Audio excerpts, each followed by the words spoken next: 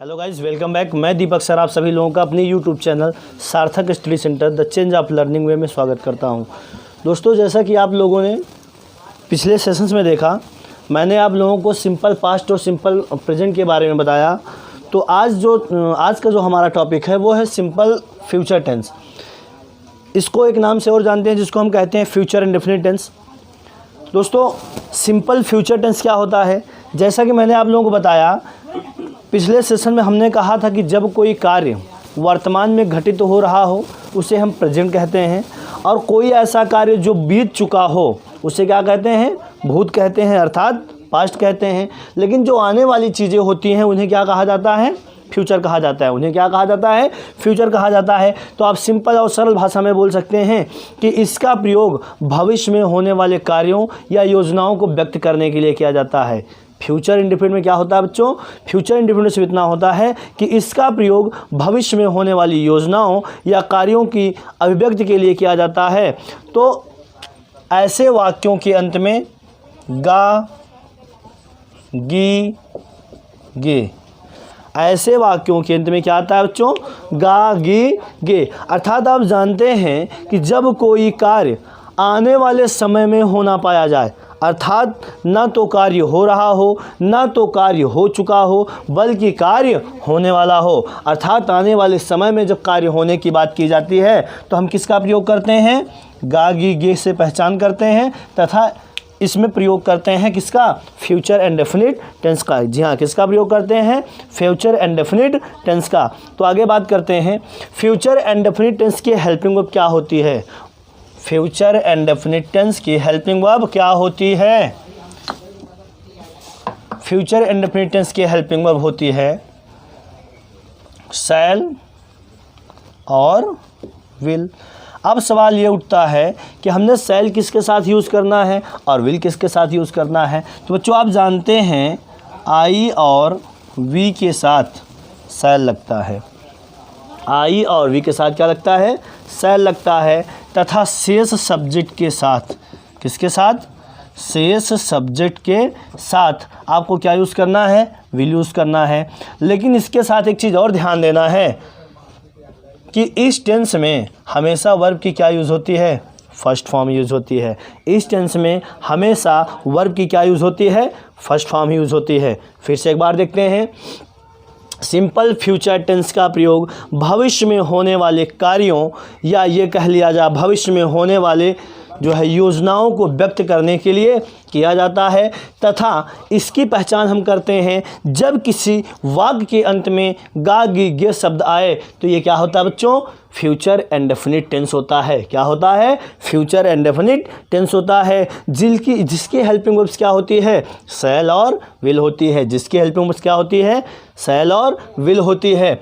आगे देखें, जब शैल और विल का प्रयोग हुआ तो आपने जाना कि आई और वी के साथ क्या लगा? शैल लगा। आई और वी के साथ क्या लगा बच्चों? शैल लगा। और बाकी सभी शेष सब्जेक्ट के साथ क्या यूज़ किया आपने?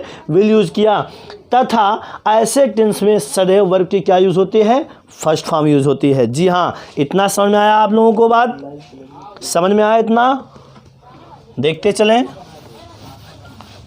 आपको इसका ट्रांसलेशन दिया जाए, एक बार पुनः आपको रूल बता दिया जाए। आपको बताया गया है कर्ता, क्रिया, किसको, क्या, कैसे, कहाँ, कब और क्यों। तो दोस्तों, हमने आपको बताया है कि यदि आपको कोई टॉपिक जिसमें आपको संदेह हो, डाउट्स हो, तो डाउट्स को क्लियर करने के लिए आप कमेंट बॉक्स में आप क्वेश्चंस कर सकते हैं। एनी टाइम क्वेश्चन कर सकते हैं। आप जब भी क्वेश्चंस करेंगे डेफिनेटली आपको आपके सवालों का जवाब मिल जाएगा। तो आगे देखते हैं, अब हम इस पे बात करते हैं ट्रांसलेशन की। इसके एग्जांपल्स देखते हैं। जैसे कह दिया जाए, ये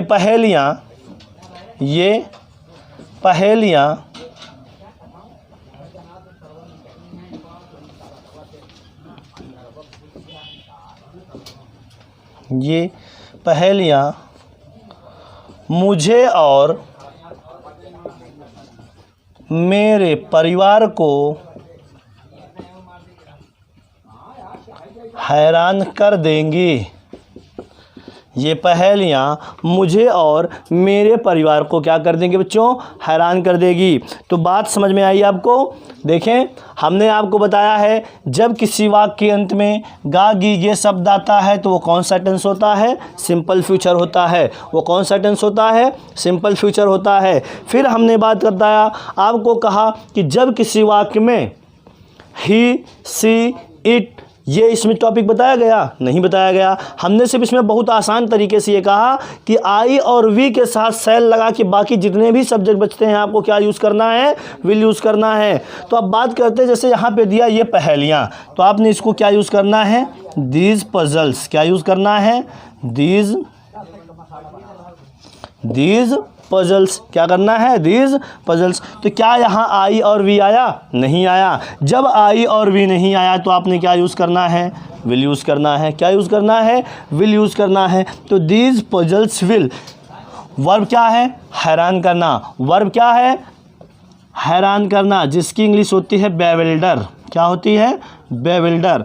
दीज पजल्स विल बेविल्डर, किसको हैरान कर रहा है, देखिए कर्ता क्रिया, किसको हैरान किया, मुझे और मेरे परिवार को, मी एंड माई फैमिली। देखें बच्चों, कहा गया ये पहेलियाँ मुझे और मेरे परिवार को हैरान कर देंगी, तो क्या बनाया गया, these puzzles will bewilder me and my family. बात समझ में आया आप लोगों को। आगे देखें, कॉपी में नोट्स बनाते जाएं बच्चों, नोट डाउन कर लें जो भी पॉइंट्स आपको समझ में आ रहे हों। आगे देखते चलें।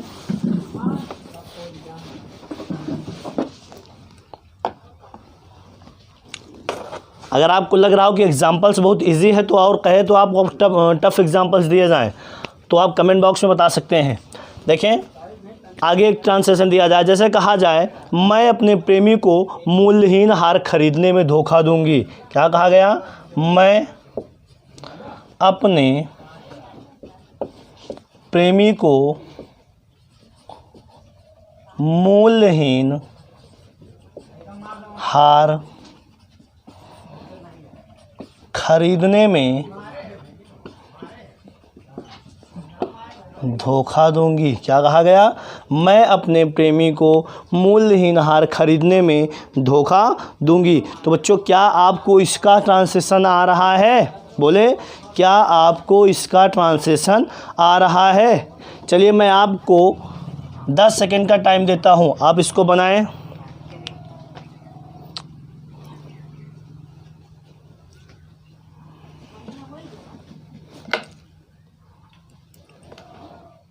मीनिंग यदि कोई ना आ रही तो आप पूछ सकते हैं, लेकिन फ़िलहाल आपको बता दिया जाए कि हुडविंग मीन्स होता है धोखा देना। हुडविंग मीन्स होता है धोखा देना।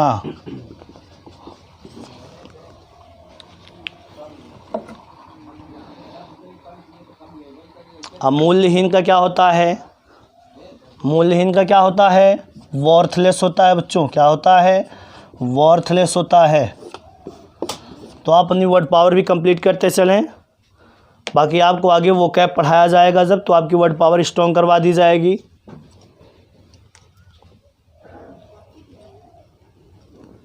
जी हाँ, आगे देखते हैं। चलिए, किसी का नहीं बना हो तो भी ठीक है, बना है तो भी ठीक है, लेकिन फ़िलहाल आपको बता दिया जाता है। जैसे मैंने कहा मैं अपने प्रेमी को मूल्यहीन हार खरीदने में धोखा दूंगी, तो इसको क्या करेंगे, सब्जेक्ट क्या है, मैं, तो आपने क्या यूज़ करना है बच्चों, आई यूज़ करना है। क्या यूज़ करना है, आई। आई के साथ क्या लगाना है, सेल लगाना है। क्या लगाना है, आई के साथ सेल यूज़ करना है। आई सेल, उसके बाद वर्ब क्या है, धोखा देना। वर्ब क्या है, धोखा देना। तो ये हो जाएगा हुडविंग। क्या हो जाएगा, हुडविंग। क्या हो जाएगा, हुडविंग हो जाएगा। आई सेल हुडविंग माई लवर, किसको धोखा दे रहा है, अपने प्रेमी को। ध्यान से देखें, सब्जेक्ट आई हुआ, वर्ब क्या हुआ, धोखा देना। किसको धोखा दे रहा है, अपने प्रेमी को। कैसे दे रहा है, क्यों दे रहा है, कोई कारण वगैरह आया है, कुछ दिया है। फिर आगे जब बात करते हैं कैसे दे रहा है, तो इसमें बात किया गया किसके लिए दे रहा है या कैसे दे रहा है, तो कह रहा है खरीदने में। और क्या खरीदने में? मूल्यहीन हार खरीदने में। तो आप सिंपल से कह सकते हैं क्या करने के लिए दे रहा है? मूल्यहीन हार खरीदने में धोखा दे रहा है। तो I shall hoodwink my lover into buying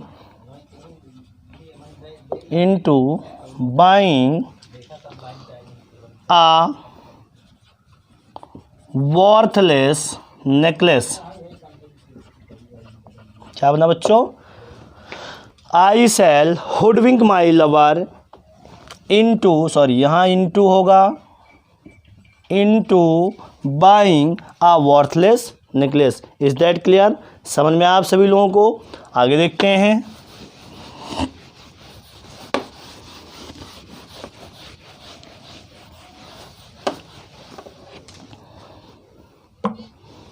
आगे सब्जेक्ट की बात करें, जैसे कहा गया मेरे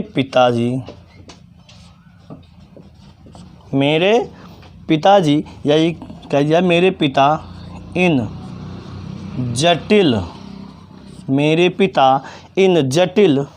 मुद्दों को मेरे पिता इन जटिल मुद्दों को हल करने के लिए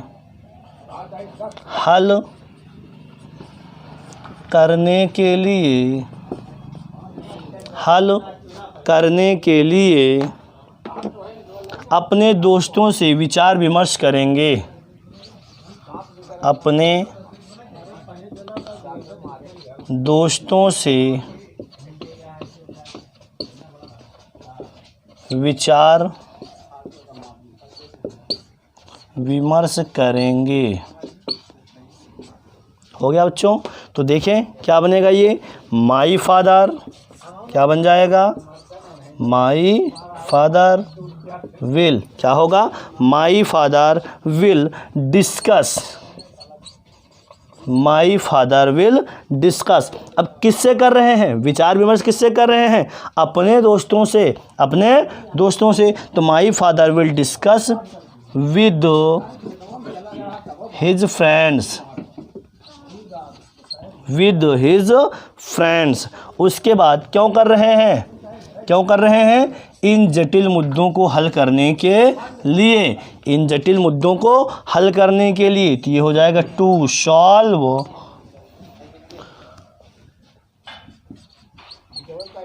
these complicated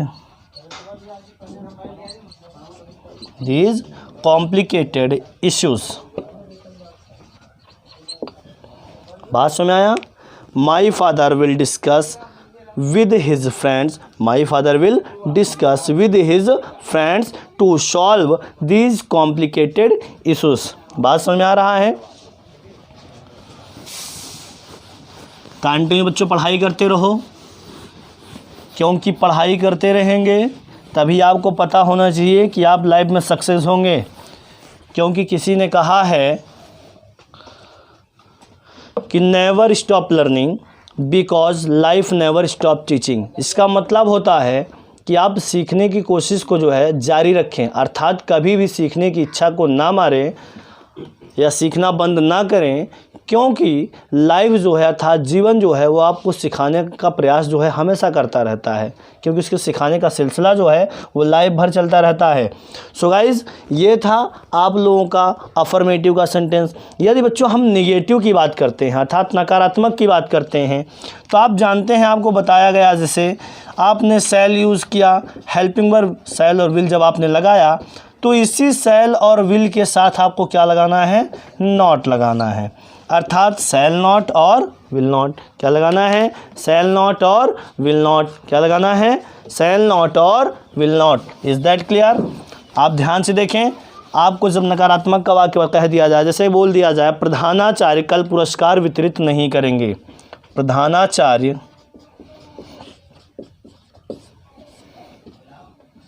कल पुरस्कार वितरित नहीं करेंगे। प्रधानाचार्य कल पुरस्कार वितरित नहीं करेंगे। The principal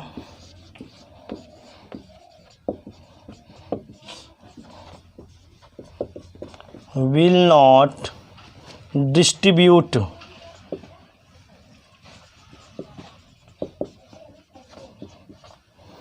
the principal will not distribute prizes tomorrow.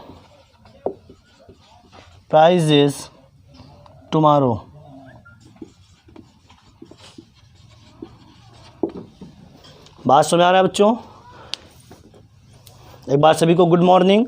जो लोग क्लास में देर से आए हैं ध्यान से दें कि आपकी मॉर्निंग की जो क्लास चलती है वो सुबह 7 बजे से चलती है इंग्लिश व्याकरण की, और रात को 8 बजे से आपका स्पोकन क्लास रहता है। सो आप लोग टाइम वेस्ट ना किया करें, समय से आया करें। आगे ध्यान दें, अगला एक वाक्य कह दिया जाए, जैसे बोला जाए मेरा सलाहकार भविष्यवाणी करने की कोशिश नहीं करेगा। मेरा सलाहकार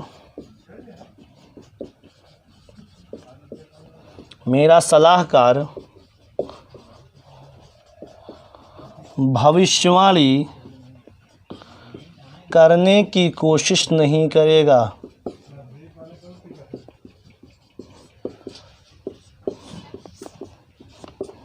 बोला गया भैया, मेरा सलाहकार भविष्यवाणी करने की कोशिश नहीं करेगा। तो मेरा सलाहकार का क्या हो जाएगा? My adviser.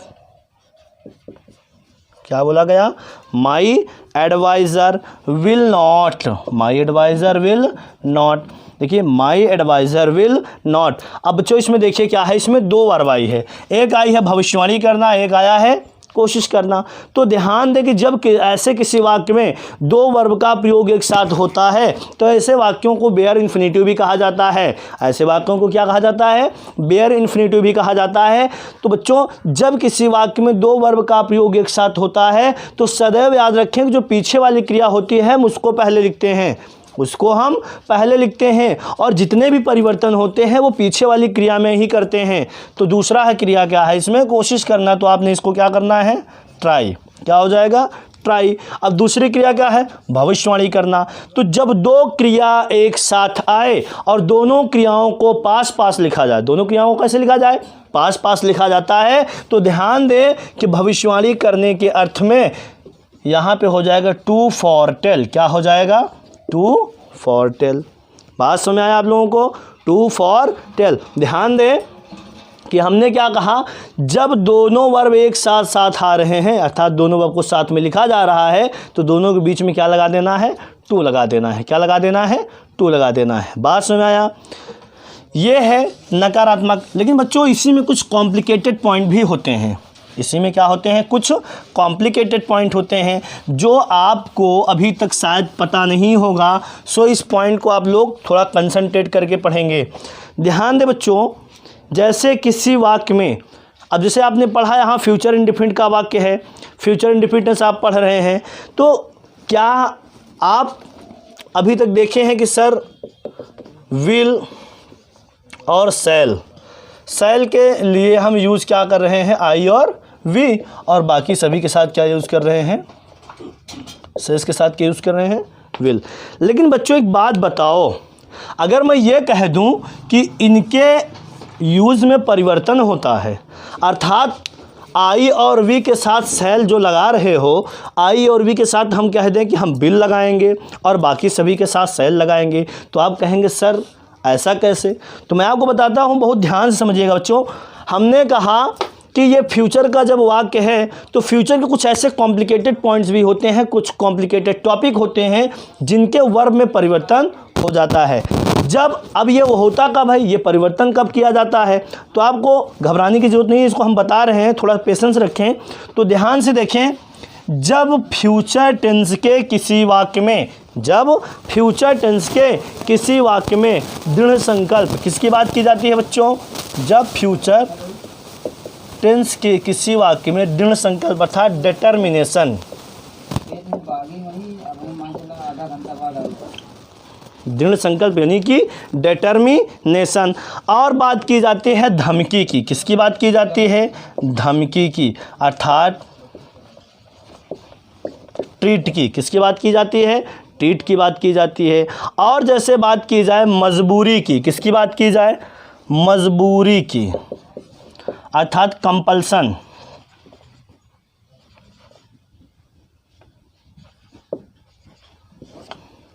किसकी बात की जाए, कंपल्सन की बात की जाए। तो बच्चों ध्यान से देखें, हमने कहा जब फ्यूचर टेंस के किसी वाक्य में दृढ़ संकल्प अर्थात डिटर्मिनेशन, ट्रीट, कंपल्सन अर्थात दृढ़ संकल्प, धमकी या मजबूरी की बात की जाती है तो इसका यूज जो होता है हेल्पिंग वर्ब का, ये बच्चों परिवर्तन हो जाता है। अर्थात जहाँ पे जब किसी वाक्य में दृढ़ संकल्प आएगा, धमकी देना आएगा, मजबूरी का कोई शब्द आएगा तो ध्यान दें कि इसकी जो भी हेल्पिंग वर्ब है वो उस हेल्पिंग वर्ब में परिवर्तन हो जाता है। अर्थात जिसको हम कहते हैं गिव एंड टेक। एक भाषा हम बोल सकते हैं, अर्थात एक वर्ड यूज़ कर सकते हैं गिव एंड टेक, अर्थात देना या लेना। मतलब ये कह सकते हैं कि ये एक दूसरे के स्थान पे ये क्या हो जाते हैं, चेंज हो जाते हैं। क्या हो जाते हैं, चेंज हो जाते हैं। जब इसको एक दूसरे के स्थान पे चेंज करते हैं तो बच्चों हम आई और वी के साथ विल का यूज़ करते हैं और शेष सभी के साथ क्या यूज़ करते हैं, शैल यूज़ करते हैं। और बाकी जो वर्ब है वो वर्ब की फर्स्ट फॉर्म अपने स्थान पे ही यूज़ की जाती है। बात समझ में आया। जैसे आपने नाम सुना होगा रानी लक्ष्मीबाई, अर्थात झांसी वाली रानी की आपने सुनी होगी बात।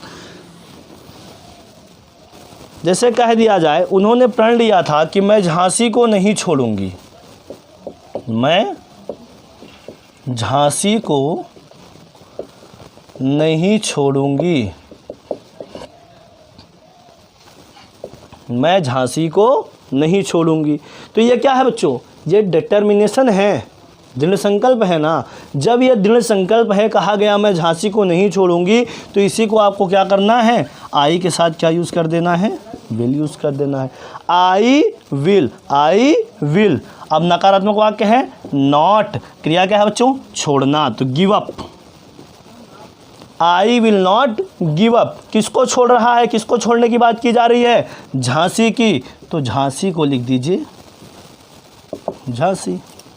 समझ में आ रहा है आप लोगों को, मैं झांसी को नहीं छोड़ूंगी, I will not give up Jhansi.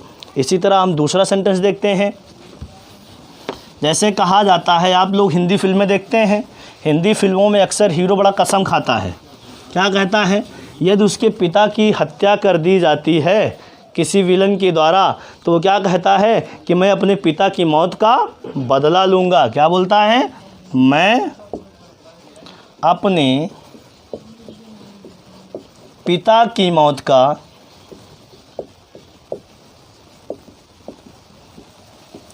बदला लूँगा। क्या बोला गया, मैं अपने पिता की मौत का बदला लूँगा। तो कहता है ना, सब्जेक्ट क्या हो बच्चों, आई हुआ। अब देखिए यहाँ बदला लेना, तो आई के साथ आपने यूज़ कर देना है will. I will avenge, I will avenge, I will avenge. उसके बाद माई फादर्स,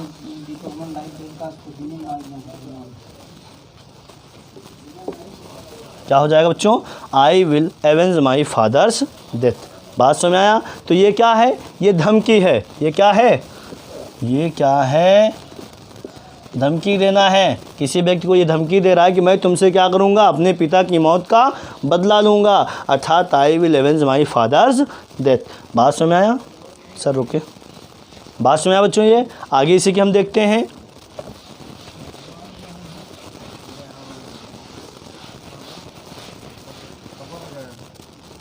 जैसे इसी में कह दिया जाए, मैं अपने माता पिता के सपनों को पूरा करने की कोशिश करूँगा, मैं अपने माता पिता के